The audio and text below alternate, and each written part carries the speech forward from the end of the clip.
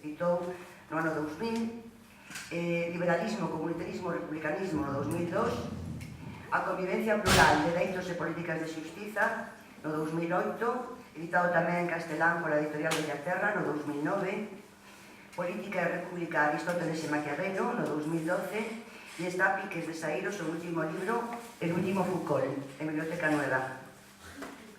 Bueno, isto é meramente o currículum de Jorge, pero Jorge, eu diría que Jorge que é un sabio, Jorge é un sabio na mellor e máis plena acepción da palabra. Sabio pola amplitude e profundidade dos seus coñecementos e sabio tamén pola capacidade de trocalos nunha guía para a vida. Sabio logo no bello sentido da expresión e da concepción gregas, onde os saberes non se reducían nin a simple información nin a coñecementos técnicos, medios aos que finalmente trocamos en fins en sí mesmos. Que o coñecemos desde hai anos, temos constancia da súa enorme generosidade para compartir tanto na simple pero esencial dimensión da amizade como na máis complexa do diálogo intelectual. El ven sendo desde hai anos a peza indispensable do por moitos chamados Grupo de Vigo, un colectivo informal e interdisciplinar que comezou reuníndose alrededor da táboa dun bar e diante dunhas cervexas para ler e debater sobre textos escollidos de Jürgen Habermas e que hoxe reúne ao seu redor a profesores de filosofía, de historia, tamén de disciplinas científicas, a calquera persoa interesada en reflexionar a fondo sobre as novas ideas que tratan de pensar sobre a política, sometendo a crítica as teses dos principais autores que manteñen unha influencia na actualidade, sin importar que estes sexan clásicos como Aristóteles, Maquiavelo ou contemporáneos como Rawls, republicanistas, comunitaristas, sempre contemplados desde unha óptica crítica, nunca como un estudo meramente enciclopedista ou académico. É o recoñecemento do seu rigor e exigencia o que ten levado a participar neste grupo de Vigo algunhas das figuras máis recoñecidas do pensamento contemporáneo español, dende Victoria Camps, Carlos Tibal, Félix Ovejero, Manuel Cruz, Reyes Mate, Jacobo Muñoz, por citar algún dos nomes, e todo isto desde unha inusual modestia. Grazas, Jorge, por a túa presenza hoxe nesta palestra e nesta túa cidade natal.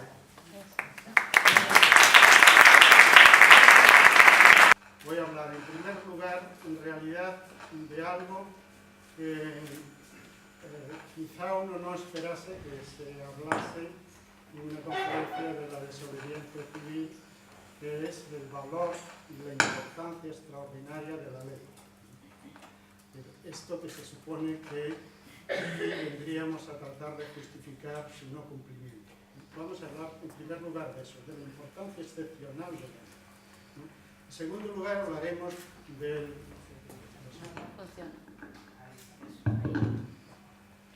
En segundo lugar hablaremos de lo que es el fenómeno en sí, por otra parte muy confuso y necesitado de análisis, la desobediencia civil, y en tercer lugar del encaje de la desobediencia civil en el sistema democrático y solamente en el sistema democrático. Porque a veces se habla de desobediencia civil en relación con sistemas dictatoriales, militares, pero vamos a comenzar por la cuestión de la importancia de la ley, el valor de la ley, porque lo creo absolutamente necesario. Me parece muy mala cultura política, ¿no? Fomentar una idea generalizada, vaga y confusa acerca de la desobediencia, ¿no? Sin percatarse del valor irrenunciable para cualquier demócrata, ¿no? De lo que es la ley. Y esto es más necesario que ninguna otra parte en nuestro país. Y lo es por varias razones y de calado, porque ahora este no va a ser tema de la conferencia, pero citaré, ¿no? Una razón es simplemente el deterioro del sistema democrático, ¿no? Un deterioro que luego diremos algo al respecto, tiene claramente una vertiente institucional, ¿no? Pero luego tiene otra vertiente que es toda la corrupción que lo ha invadido, que no tiene ya una relación directa con la democracia, puede ocurrir en cualquier otro sistema y con mayor razón ¿no? Pero que contribuye a ese deterioro. Un deterioro que inmediatamente repercute en el descrédito de la ley. En el descrédito de la ley. La ley ya no rige realmente la vida de los ciudadanos si el sistema del que emana no es un sistema que tenga crédito entre los ciudadanos. Entonces este es un factor que hace muy necesario esto. Pero hay cuestiones culturales de calado. Por ejemplo, una, el catolicismo. Cuando hablo aquí de catolicismo no me refiero únicamente a una determinada creencia, me refiero al catolicismo como sistema cultural. Creyentes, no creyentes, estamos impregnados, ¿no?, por toda una vertiente que ha filtrado todo lo que es un sistema de ideas, de opiniones, de hábitos, de costumbres, y eso es lo que ha impregnado el catolicismo. Y el catolicismo es muy importante tenerlo en cuenta porque es un elemento corruptor del valor de la ley. Esto frente, por ejemplo, al protestantismo, que le da un valor muy superior al concepto de ley, o al judaísmo, donde bueno, es un eje de la propia religión judaica el concepto de ley. Debido al poder enorme de la Iglesia sobre el cristianismo, sobre lo que es la propia reglamentación católica, ¿no?, hace que se constituya en esta religión una especie de sistema monárquico donde la ley es la voluntad de la cúspide y por lo tanto la ley no vale como tal ley que somete a todos, también a la cúspide, ¿no? Entonces esta idea del poder de perdonar, el poder de hacer esto y esto otro, el poder que está por encima de la propia creencia, la Iglesia por encima de la propia creencia, esto que es esencial al catolicismo, es un factor corruptor claramente de la forma ley, no hablo de los contenidos de la ley, sino de lo que sea ley. Y esto ya sin entrar en cuestiones de mayor profundidad, como pudiera ser pues, toda la idea de un Dios omnipotente, que a diferencia de los dioses griegos están sometidos a la ley. La ananqué, la necesidad, el destino está por encima de los dioses mismos. Entonces ahí hay un concepto de ley que somete a los dioses mismos. Pero claro, el catolicismo con esta idea, estos dioses del cristianismo en general, de un Dios omnipotente, ¿no?, pues entonces no hay ley que pueda someter a ese Dios. De manera que yo entonces sienta las bases para que pensemos que la ley es una cuestión secundaria, que por encima de ella hay muchas otras cosas, ¿no? También está la cuestión teológica de fondo, que solo menciono de paso, si queréis en el coloquio podemos tirar por cualquiera de estos hilos que dejo ahí, de estos cabos que dejo, ¿no?, de si se cree en un Dios que determina unas leyes morales, así se les ha denominado muchas veces, la ley natural, que es en definitiva una ley moral. Bueno, pues si ese Dios determina la ley, lo hace porque considera que esa ley es justa, o consideramos nosotros que es justa porque Dios la ha establecido. Esta es una polémica fundamental, ¿no? ¿Es justo porque Dios lo manda o Dios lo manda porque es justo? Si Dios lo manda porque es justo, es que hay algo por encima de Dios mismo, la justicia, ¿no?, la ley, ¿no? Pero si es justo porque Dios lo manda, es que la voluntad suprema, que es un concepto básico de la teología cristiana, está por encima de la ley misma. Bueno, entonces este es un factor claramente distorsionador en una cultura como es la nuestra. Esto Maquiavelo lo vio por la lucidez que le caracterizaba. Decía, no podrá haber república, no podrá haber república mientras exista este poder de la Iglesia, porque corrompe las normas de organización que será una sociedad, que será una comunidad. Entonces hablo, insisto, desde el punto de vista de la impregnación cultural, ¿no?, de lo que ha sido el catolicismo en nuestra vida.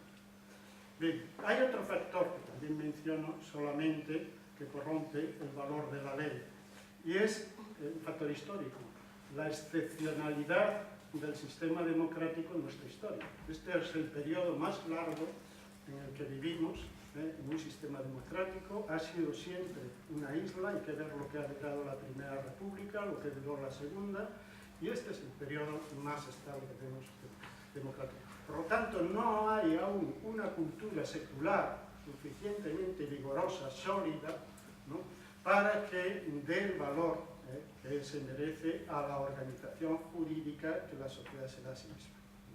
Entonces, ese factor hay que tenerlo muy en cuenta.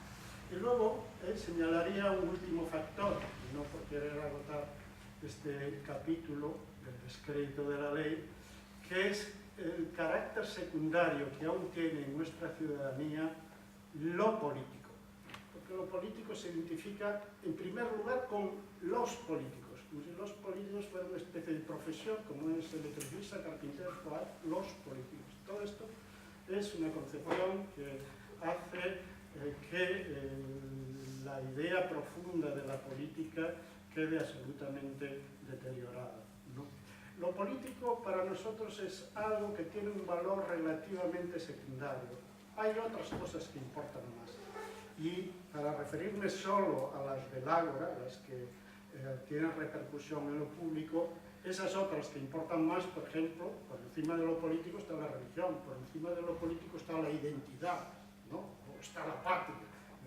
Aún hace poco me hacía mucha gracia, leía en la prensa un general, que el nombre no se lo olvida a uno fácilmente, que se llamaba Chicharro, y con motivo de todo este movimiento de secesión independentista en Cataluña, dijo, que por cierto no ha sido castigado por ello, ¿no?, dijo que, bueno, la Constitución es solo una ley y la patria es un sentimiento.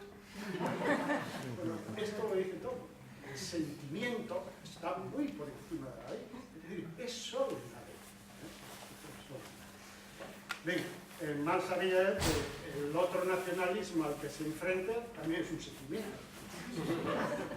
Pero bueno, decía una vez con mucha gracia Gustavo Bueno, que después de él sostener en una conferencia de este tipo todo un discurso un poco crítico con el nacionalismo, pues salió alguien diciendo, el nacionalismo es un sentimiento. Claro, Gustavo Bueno decía, bueno, yo me siento registrador de la propiedad. Pero se puede uno sentirse lo que quiere.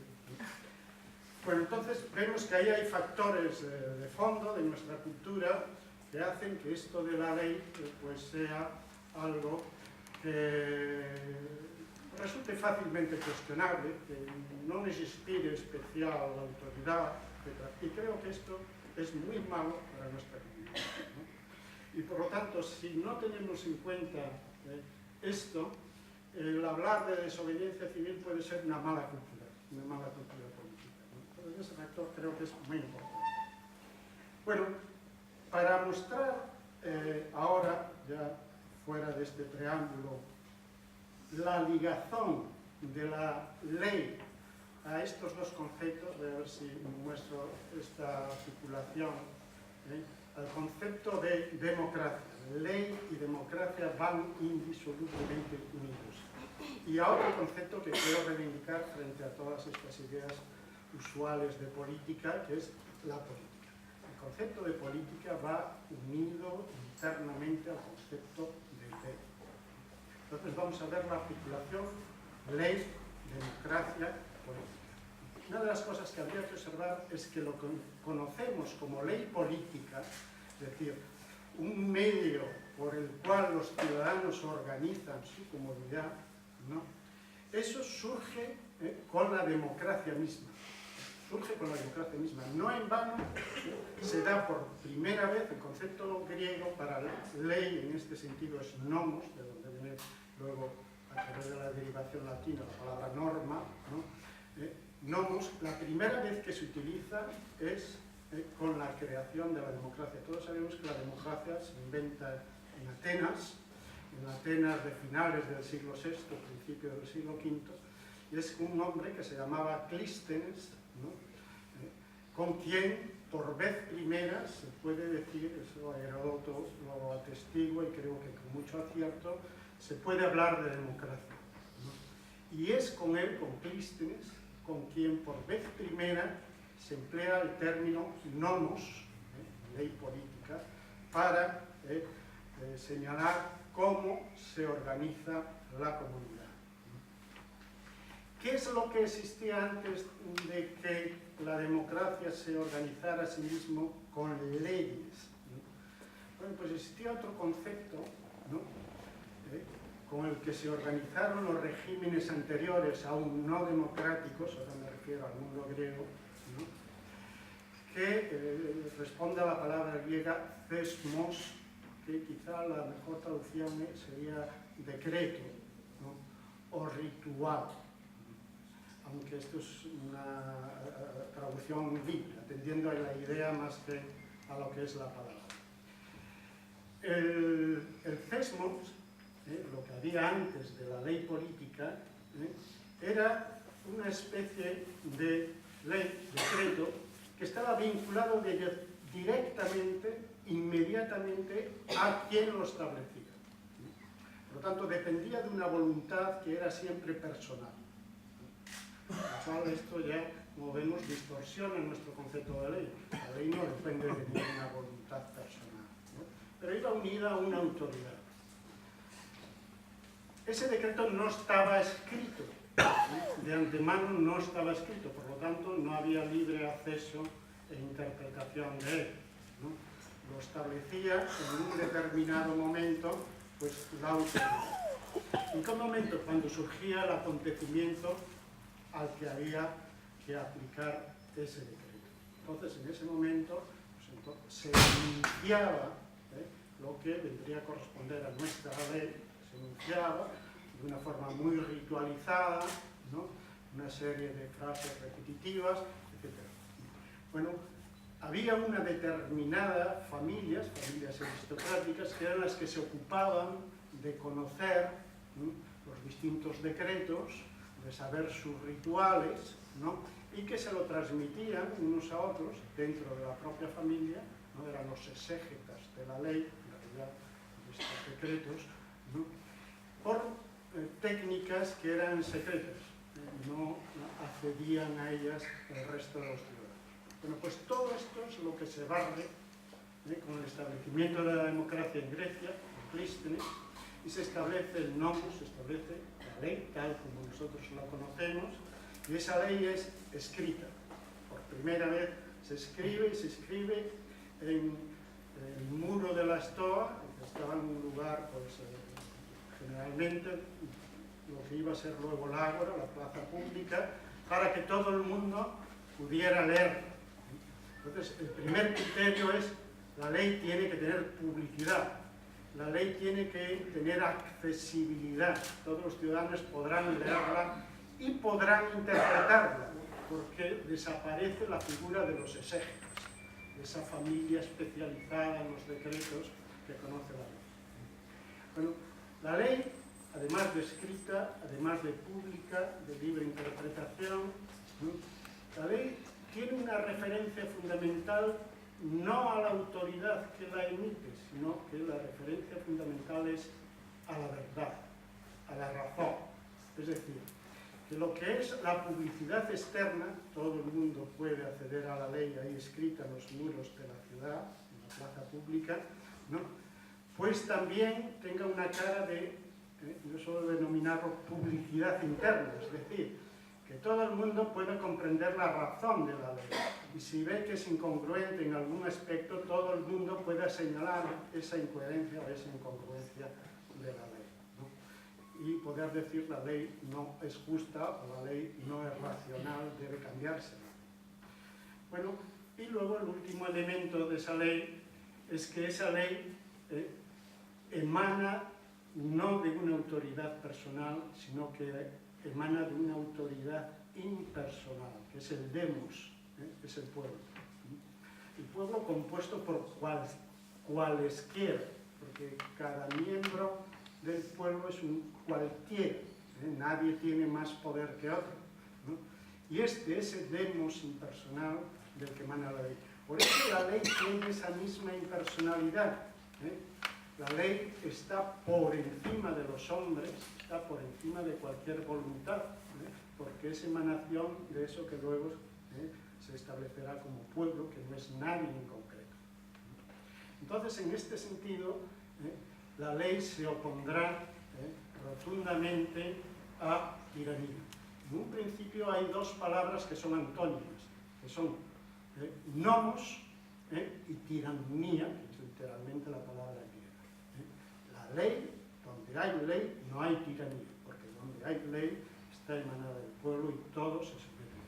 Hay un pasaje maravilloso de Heródoto que cuenta una circunstancia cuando los griegos, en sus luchas con los persas, hay una conversación de un griego, en concreto en ese momento era un espartano, pero Esparta ya había un régimen democrático, ¿no? Habla con el rey persa Jerjes, ¿no? Y el rey persa se ríe un poco de los griegos, diciendo, pero vosotros vais a ser derrotados, porque vosotros no tenéis una autoridad, no tenéis un rey que os someta. Y este espartano le contesta, nosotros tenemos una autoridad muy superior a la del rey, a la que todos nos sometemos, que es el nomos. Esa es nuestra autoridad, la ley. Esa autoridad nos hace libre porque ese nomos nos lo hemos dado nosotros a nosotros mismos. Nadie se somete de mejor grado y a sí mismo. Vosotros sois unos siervos porque tenéis que someteros a otros. Y todo tu pueblo es siervo porque tiene que someterse a tu voluntad, ¿no? Ese era el orgullo, ¿no?, de los demócratas, ¿no?, porque lo que existía en su país era la ley. Bueno, ahora quiero señalar un elemento que es fundamental, que es ley va ligado a dos conceptos básicos que son libertad e igualdad. Debido al liberalismo y más al neoliberalismo, generalmente se disocian estos conceptos. Entonces, no, bueno, nuestros regímenes cuidan de la libertad, los vuestros por querer cuidar de la igualdad acabasteis pues reprimiendo la libertad y estas cosas. No, veremos que los dos están articulados, están ligados, no se puede dar lo uno sin lo otro realmente. Bueno, hemos señalado la libertad. Solo puede ser libre. Esto pasó realmente a todo el derecho romano, que en este aspecto es profundamente republicano. En el derecho romano, un hombre libre se contrapone el hombre libre al servus. El hombre libre se define como sui juris, es decir, el que tiene la ley en sí mismo, el que tiene el derecho en sí mismo. Mientras que el siervo se define como sub potestate, el que está bajo un poder de otro.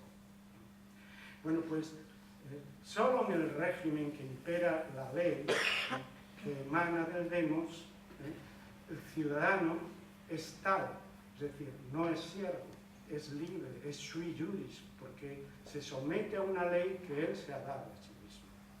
En este sentido, no es esclavo. Entonces, ley va ligada a libertad, pero ley va ligada también a igualdad. Esto quien mejor lo teorizó, sin duda, que es el mejor teórico del republicanismo, es Aristóteles. Va ligado a igualdad. ¿Por qué? Porque la ley solo se da cuando tiene que mediar relaciones interpares, relaciones entre iguales.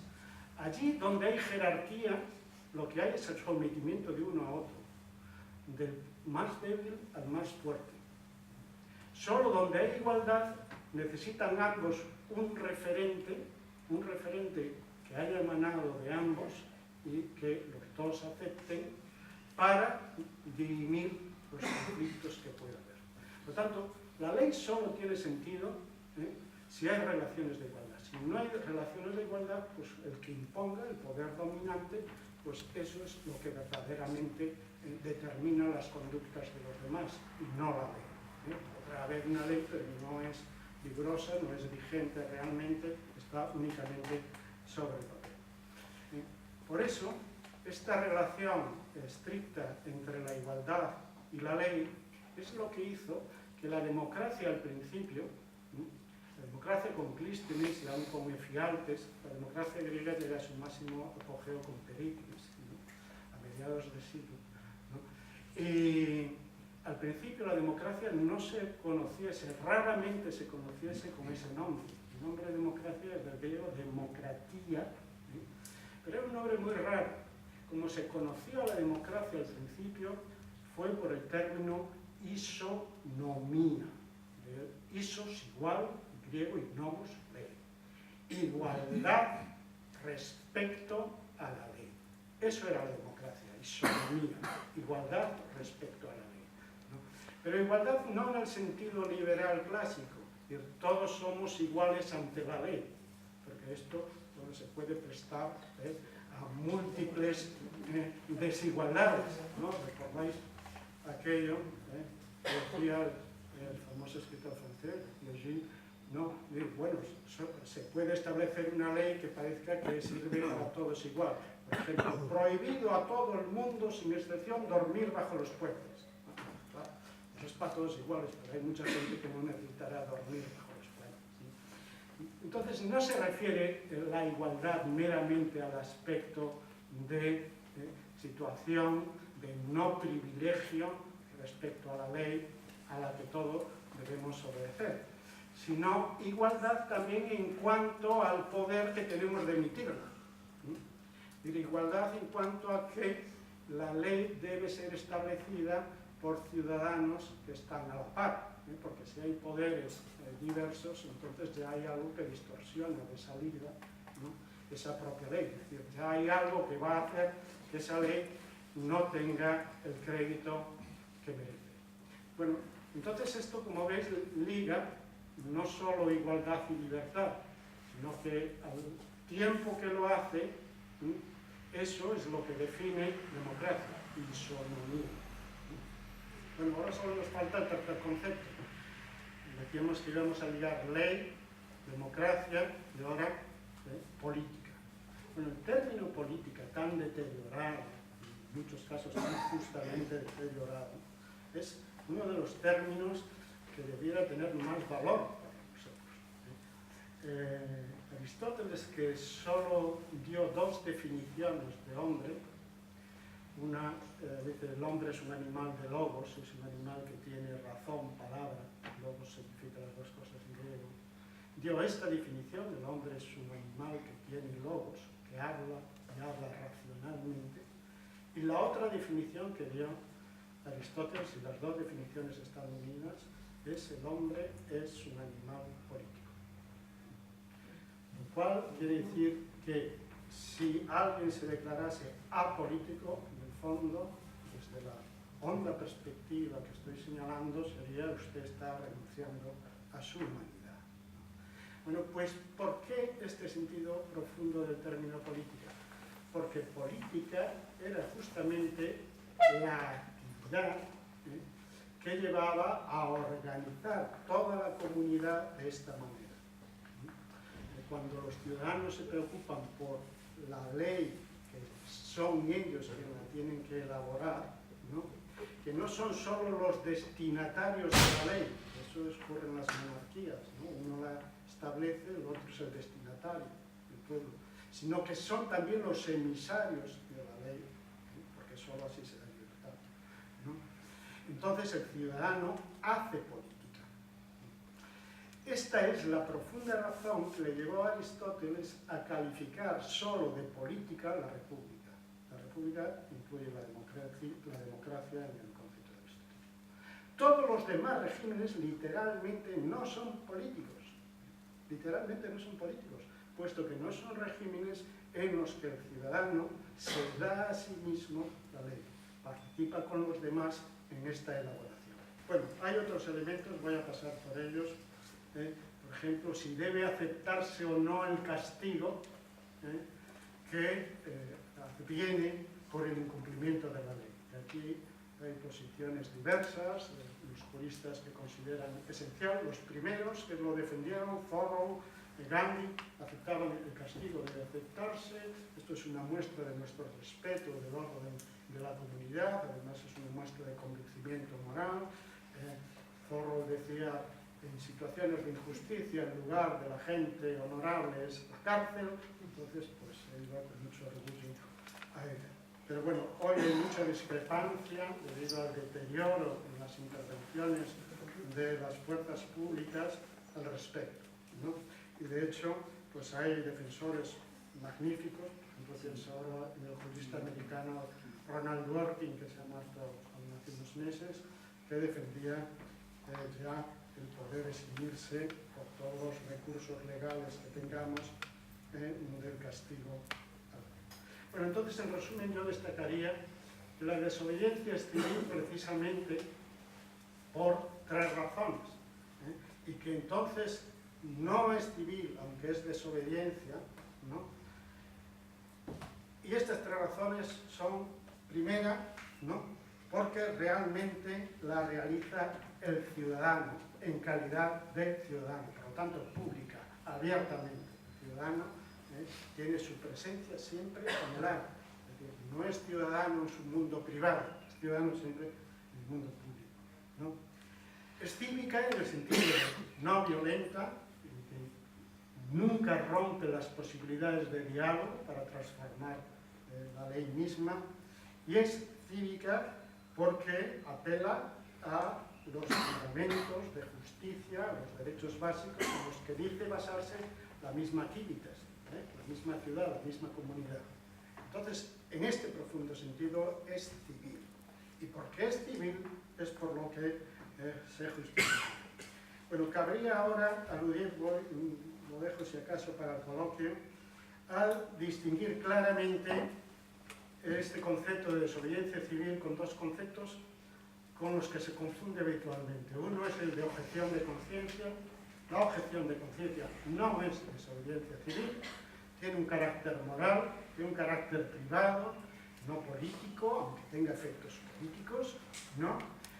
No aspira a una transformación de la ley apelando a los derechos, sino que aspira a una excepción, a que le hagan a uno una excepción, porque su conciencia le plantea serios escrúpulos de cumplir esa ley, y no pide el cambio de la ley, sino que él no la realiza. No se debe confundir con la objeción de conciencia y no se debe confundir tampoco con la resistencia. La resistencia incluso puede ser un derecho. De hecho, ha habido constituciones, la Constitución de la Revolución Francesa, las dos constituciones de la Revolución Francesa declararon la resistencia como un derecho, cuando claramente el sistema incumple el contrato social. Se manejaban los términos de Rousseau, ¿no? El derecho de resistencia fue defendido por la Revolución, en la Declaración de Independencia Americana también hay el acogimiento del derecho de resistencia. Curiosamente, de las constituciones actuales, que ya casi ninguna lo reconoce, pero la Constitución alemana, por el pasado que tienen detrás, curiosamente la ley de Bonn del 49 reconoce el derecho a la resistencia, ¿no? Porque no hay que olvidar que por el sistema democrático se estableció en el poder Hitler, y precisamente pensando en esa experiencia cogieron ese derecho de resistencia dentro del mismo sistema jurídico, que es un tanto contradictorio, porque el propio sistema jurídico, digamos que legaliza la oposición a sí mismo, ¿no? Es un tanto circular, ¿no? Pero la desobediencia civil, aunque es resistencia, no está bajo la figura del derecho de resistencia, puesto que el derecho de resistencia puede realizarse de forma no necesariamente pública, no necesariamente no violenta, cumple otros términos.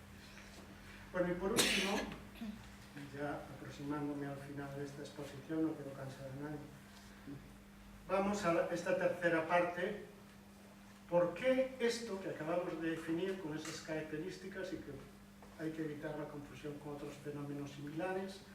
¿Por qué esto es consustancial a la democracia? Porque lo que vimos en un principio es que lo consustancial a la democracia era la ley y un concepto que es el imperio de la ley. El liberalismo ha hecho pasar y el neoliberalismo se ha querido subir a la gloria de este concepto, cuando este concepto es uno de los más viejos conceptos republicanos que hay, el imperio de la ley. Precisamente el republicanismo ponía lex, en latín, ley a rex, a rey, ¿no?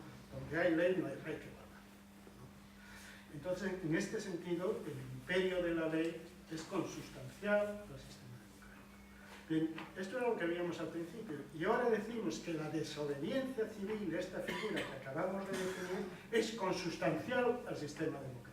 Entonces tenemos que aclarar esto, ¿no? Entonces mostraría cómo no es incoherente darle todo su valor a la ley, que histórica y conceptualmente lo tiene, y defender al mismo tiempo el derecho de la desobediencia civil. ¿Por qué es profundamente democrático? Bueno, en primer lugar, porque la figura de la desobediencia civil ya no tiene sentido en un sistema que no lo sea, ¿eh? Un sistema que no es democrático, un sistema dictatorial, ¿no? Está justificada toda oposición a él. Está justificada la violencia frente a él, porque la primera violencia es la conculcación de los derechos básicos de los ciudadanos, ¿no? Y por lo tanto ahí ya no hace falta recurrir a ninguna figura tan particular como la desobediencia civil. Ahí lo que está justificado es el derecho a la resistencia, que es mucho más amplio que el de desobediencia civil. Por lo tanto, solo es una figura aceptable en los sistemas democráticos. Pero es consustancial también por una segunda razón. Es consustancial porque la democracia, por lo que se caracteriza, es por encauzar toda discrepancia. El sistema democrático es un sistema en el que todas las instituciones tienen el sentido de dar cauce, expresión a todas las discrepancias por extremas que fueren, todos los conflictos sociales por extremas que fueren, para que estos conflictos no tengan una expresión violenta.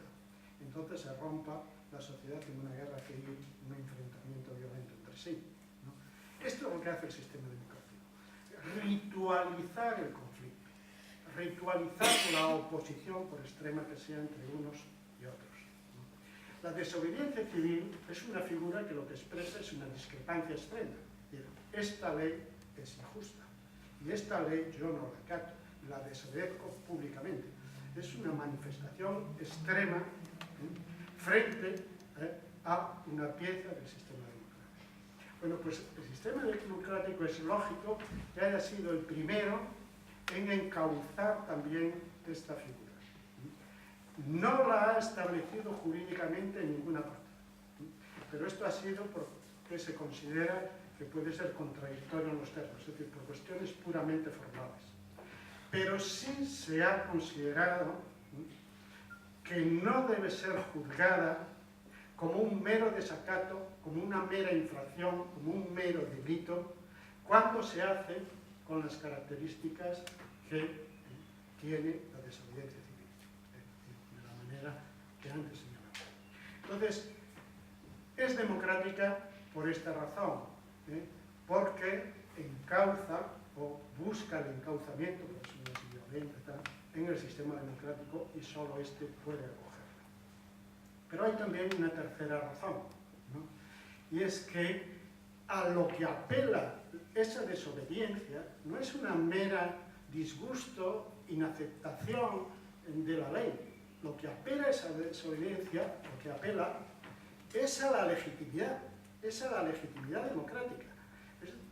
A que esa ley no ha sido lo suficientemente discutida, o es que esa ley no contiene el parecer de todo el mundo, o no todo el mundo ha sido escuchado, o ha sido condicionada por determinados poderes, o no se somete a los principios de la Constitución, etc. Entonces está apelando a las bases, a los fundamentos que dan legitimidad al propio sistema democrático. Es decir, lo que está diciendo, cuando uno desobedece una ley, es que esa ley, aunque ha sido aprobada por una regla de mayorías, no es suficientemente democrática.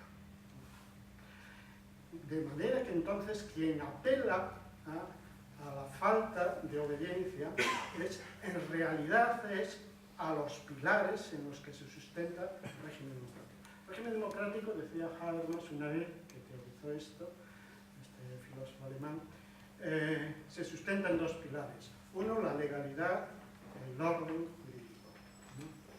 Pero otro pilar es la legitimidad. Antes había legalidad, sí, pero también legitimidad. Lo que hace la desobediencia civil es apelar a la legitimidad frente a la legalidad, pero sin salirse en el marco del sistema democrático, ¿no? Sino afianzando el sistema democrático. Bueno, esto también está amparado por otro rasgo más, voy acabando ya, del sistema democrático, y es, esto es muy profundo, esto se está desarrollando prácticamente a partir de los años 80, sobre todo en Estados Unidos, y es, en Estados Unidos y en Alemania, y es cómo concebimos la Constitución. La Constitución no es un sistema cerrado, no es un sistema definitivo. La expresión de los derechos de la Constitución o los derechos recogidos, a los que remite la propia Constitución, las declaraciones universales de los derechos, no es algo ya que sea atemporal y para siempre. Los derechos son algo, en realidad Peter Heberle, que es un alemán, un jurista alemán muy interesante, dice, los derechos en realidad son principios de derecho. Es decir, son algo que tiene una inacabada concreción en la historia. Nunca podemos decir, los derechos básicos son estos. Estamos descubriendo en cada periodo nuevos derechos. Fijaros todas las oleadas de derechos. Primero solo derechos civiles, luego derechos civiles y políticos, luego derechos civiles, políticos y sociales, luego derechos políticos y derechos de los pueblos, y luego todo esto, y derechos medioambientales, y luego empezamos a hablar de derechos de los, en principio, primates, hay todo el proyecto, ¿no?, del gran simio, que es muy interesante. Bueno, esta gente comparte con nosotros todos los genes, menos un 1, pero hay que pensar en que tenemos una cierta responsabilidad.